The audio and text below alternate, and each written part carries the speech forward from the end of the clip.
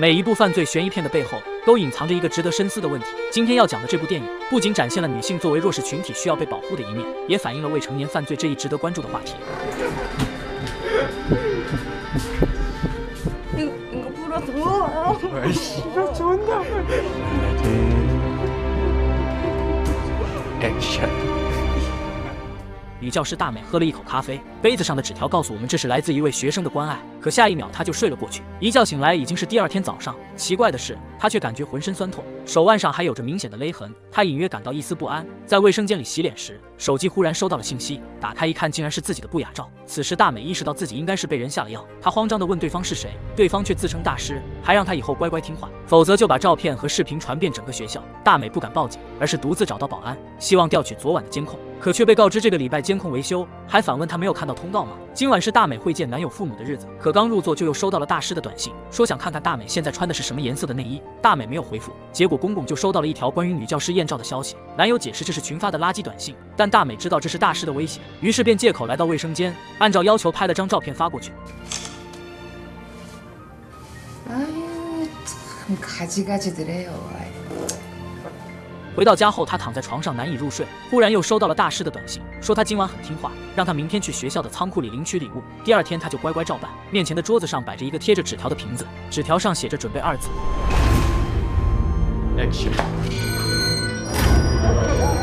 接着他的脑海里闪现出一些不堪回首的画面，他愤怒地拿起瓶子摔碎。原来10几年前，还是个学生的他就曾有过类似的遭遇。当时还是小美的他喜欢上了一个学长，一次约会后，他跟着学长回了家，期间喝了几瓶酒，学长递来一瓶醒酒药，他毫不犹豫地喝了下去，然后瞬间就晕了过去。等再醒来时，整个人被绑在一把椅子上，而学长正拿着摄像机站在面前。紧接着5个头套丝袜的男子出现，接下来发生了什么可想而知。事后小美没敢将事情告诉母亲，可看着学长发来的不雅视频，她后悔不已。可她一个弱女子能做的只有躲在被窝里哭泣，好在她很快就振作了起来。她试图让母亲带着她搬离这座城市，可不明原因的母亲自然没有答应，反而询问她是不是在学校里受到了欺负。小美不敢回答，便匆忙离开。可当天晚上却再次遇见学长等人，他们以视频威胁，让小美再次喝下迷药。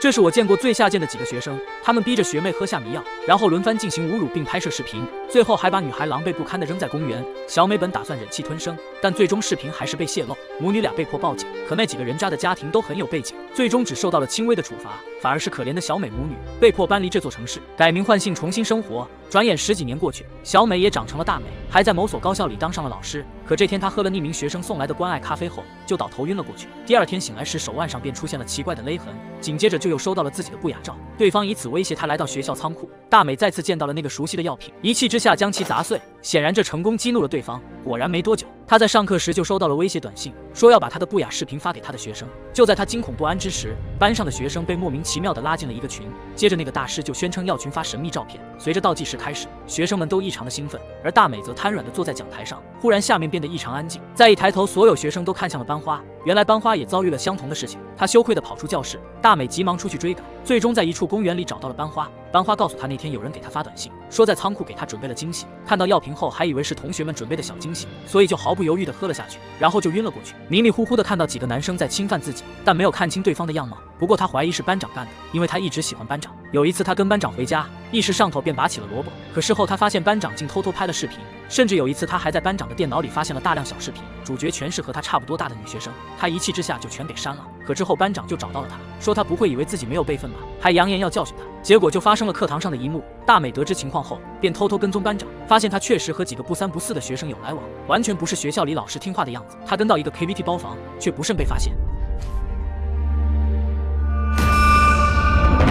大美拔腿就跑，几个烂仔在后面穷追不舍。关键时候忽然被一个神秘人推到角落，这才侥幸逃过一劫。这个男人叫强哥，正是当时处理小美案件的警察。他告诉大美，当年的事件其实是他泄露给了媒体，多年来一直深感愧疚，默默护其周全，没想到害自己身败名裂的竟然是当年的警察，不想与之多做沟通。大美转身就走，可手机再次收到大师的威胁，气得当场晕倒。好在强哥及时搭救，然而此时大美已经没有了继续活下去的勇气。女人正准备自杀，忽然收到自己学生的不雅视频，对方还威胁她，如果不想班花被直播玷污的话，就自己一人前来交换。他不忍心看着正值花季的学生像自己当年一样被玷污，便准备叫上强哥一起去解救。偏偏强哥正在殴打一个小喽啰，没有接到电话，于是发了个短信就驱车单刀赴会。他来到一个烂尾楼里，又看到一个摆着药瓶的桌子，药瓶上贴了一张纸条，写着如果想救女学生就喝了这瓶药。他知道里面是迷药，可还是咬牙喝了下去。下一秒就被什么人给蒙上了脑袋。再次醒来时，已经被五花大绑起来，面前还站着几个面具人，而且还有几个女生。大美一眼从中认出了自己班的班长，没想到旁边的混混直接扯下班长的面具，可他却是一副唯唯诺诺的样子，明显是受到了逼迫。大美一脸蒙圈，难道班长不是主谋？可班花之前明明说是受到他的威胁。就在这时，班花出现了，原来他才是主谋，是他引诱班长拍摄视频，被威胁的是班长而不是他。当时发在群里的不雅照也是其他女生的，只不过是利用了他的校牌。大美质问他为什么要这么做，班花却说自己也只是收钱办事，是大师出钱雇他拍摄不雅视频，然后再转手倒卖。大美当场崩溃，牺牲这么多还是不知道大师是谁。可班花等人却拿出手机开始直播侮辱他。好在关键时刻，强哥及时赶到。 기저귀에 피똥싸기 한번 쳐맞자. 야이 개새끼야!